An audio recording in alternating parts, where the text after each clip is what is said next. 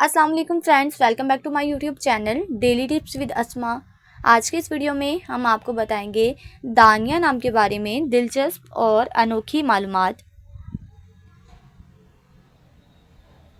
दानिया नाम का शुमार लड़कियों के नामों में होता है। दानिया एक इस्लामी नाम है। दानिया नाम की इब्तदाई तारीख अरबी ज़ुबान से निकलती है। दानिया नाम की लड़कियों के लिए खुशकिस्मत नंबर 3 माना जाता है। माहिरीन के मुताबिक दानिया नाम की लड़कियां बहुत ताकतवर होती हैं। दानिया नाम का मतलब है अक्लमंद, ज़हीन। दानिया नाम की लड़कियों के लिए खुशकिस्मत दिनों में एतवार और मंगल का दिन शामिल है। दानिया नाम के अफराद के लिए मुवाफिक रंगों में सुर्ख, जंगनुमा, हल्का सब्ज रंग शामिल है। दानिया नाम के अफराद के लिए मुवाफिक पत्थरों में पुखराज पत्थर शामिल है। खुशकिस्मती वाली धातों में हिंसों के हिसाब से तांबा शामिल है।